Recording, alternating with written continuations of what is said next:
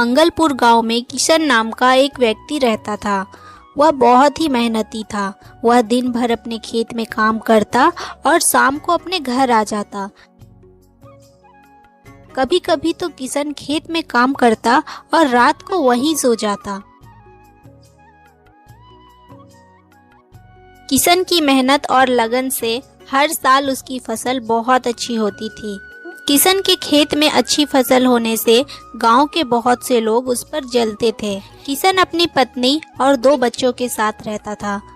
किशन के गांव में ही संजय और बबीता नाम के 2 पति पत्नी रहते थे। वे लोग बहुत दुष्ट थे। वे लोग किशन को देखकर बहुत जलते थे। देखिए जी, किशन के खेतों में इस बार भी कितनी अच्छी फसल हुई है। आप भी किशन की तरह मेहनत क्यों नहीं करते? हमारे खेतों में भी अच्छी फसल होती ना। हमेशा किशन के साथ ही अच्छा क्यों होता है? इस बार तो किशन फसल बेचकर अमीर ही बन जाएगा और हम देखते ही रह जाएंगे। अरे तुम परेशान मत हो बबीता, मेरे रहते हुए इसे मैं कभी अमीर नहीं होने दूंगा। तुम परेशान मत हो, बस तुम देखती जाओ। किशन सुबह उठता है और खेत के लिए निकल जाता है और अपने खेत को देखकर बहुत खुश होता है। अरे वाह, मेरे खेतों में तो बहुत अच्छे फसल हुए हैं। और शाम को घर आ जाता है। क्या बात है जी, घर आने में बहुत देर हो गई। हमारी फसल तो अच्छी हुई है ना? हाँ सुनीता, फसल बहुत अच्छी हुई है। लगता है इस बार अच्छी कमाई हो जाएगी। कल सुबह कटाई भी करनी है। चलो जल्दी से खाना लगा दो और सुबह जल्दी उठना भी है। सुनीता खाना लगा देती है। किशन खाना खाता है और सब लोग सो जाते हैं। सुबह किशन उठता है और देखता है बाहर बहुत तेज बारिश हो रही होती है। सुनिए जी, इतनी बारिश में तो हमारी फसल खराब हो जाएगी। हमें जल्द ही कुछ करना होगा। दोनों उठकर जैसे ही खेत के लिए निकलते हैं तब तक बहुत तेज बारिश शुरू हो जाती है और सारी फसल भीग जाती है और दोनों मायूस होकर घर लौट आते हैं।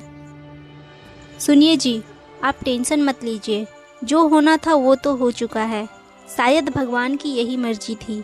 जो होता है सब अच्छे के लिए ही होता है।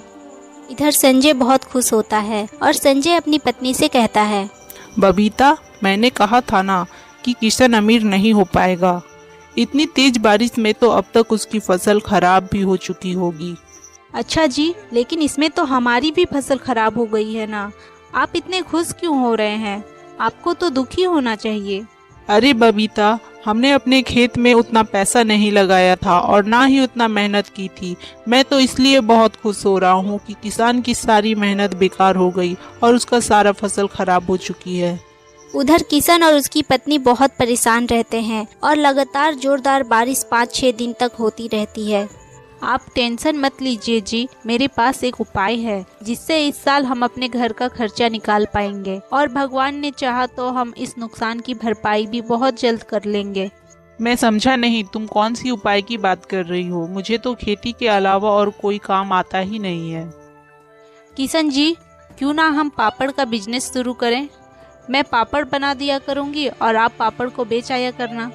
भगवान ने चाहा तो ये काम हमारा अच्छे से चल जाएगा और इस साल का हम खर्चा भी जुटा पाएंगे।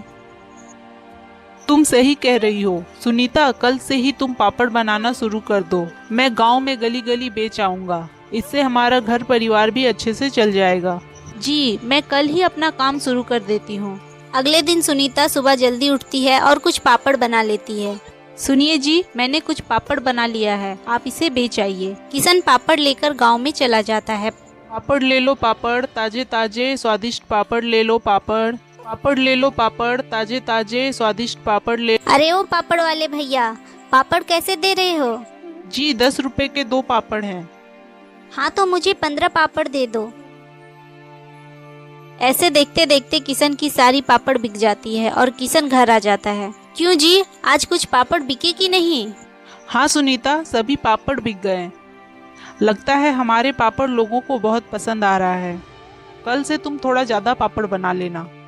अगले दिन सुनीता ज्यादा पापड़ बनाती है और किशन उसे बेच आता है। ऐसे ही यह सिलसिला चलते रहता है। लोगों को किशन की पापड़ बहुत पसंद आ रही होती है।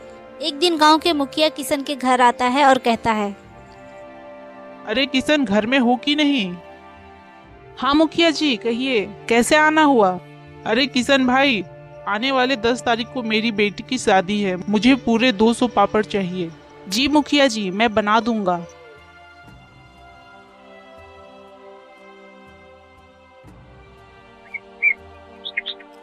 सुनीता ने मुखिया की बेटी की शादी के लिए ढेर सारे पापड़ बनाकर रखती है। संजय ये सब देख रहा होता है। जैसे ही सुनीता किचन में पापड़ रखकर जाती है, संजय पापड़ चुरा लाता है।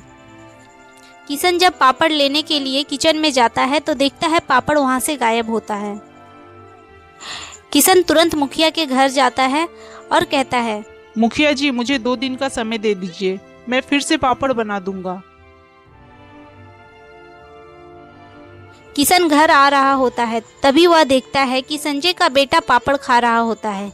किशन को संजय के ऊपर शक होता है और वह सारी बात जाकर मुखिया को बता देता है। मुखिया संजय के घर जाता है और उसकी घर की तलाशी लेता है तो किशन का सारा पापड़ संजय के घर से निकलता है। संजय बहुत माफी मांगता है लेकिन मुखिया उसे जेल में डाल देता है।